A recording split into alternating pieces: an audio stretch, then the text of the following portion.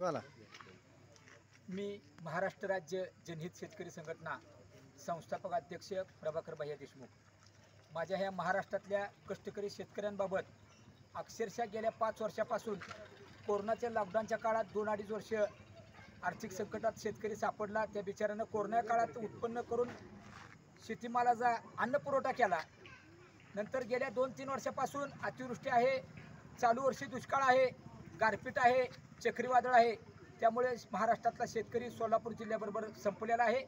तर राज्याचे मुख्यमंत्री एकनाथजी शिंदे साहेब व राज्याचे उपमुख्यमंत्री आदरणीय देवेंद्र फडणवीस साहेब, दुसरे उपमुख्यमंत्री आदरणीय अजितदादा पवार साहेब या तिघांकडे मी महाराष्ट्र राज्य जनहित शेतकरी संघटनेच्या लेखी निवेदनाद्वारे मागणी केलेली आहे की या राज्यातल्या शेतकऱ्यांचं 2 लाखापर्यंत सरसकट कर्जमाफी करा. भले त्याचं 5 लाख कर्ज असू द्या, त्यातलं 2 लाख माफ करा.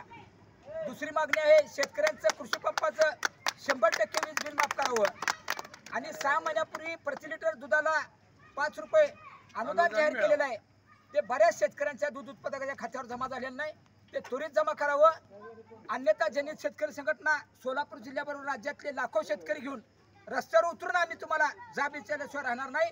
आणि त्यातल्या त्यात विशेष महत्त्वाचा मुद्दा आहे की देवेंद्र फडणवीस साहेबांनी सत्ता नसताना सांगितलं होतं मध्य प्रदेशमध्ये 6,500 कोटी कर्ज ही शेतकऱ्यांचं वीज बिल मध्य प्रदेशच्या सरकारनं भरलेलं आहे.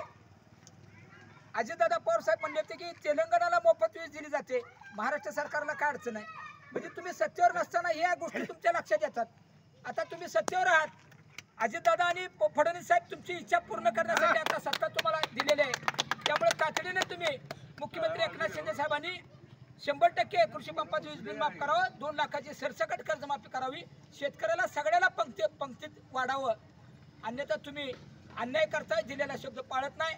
याचा परिणाम पुन्हा तुम्हाला विधानसभेला भोगावा लागेल.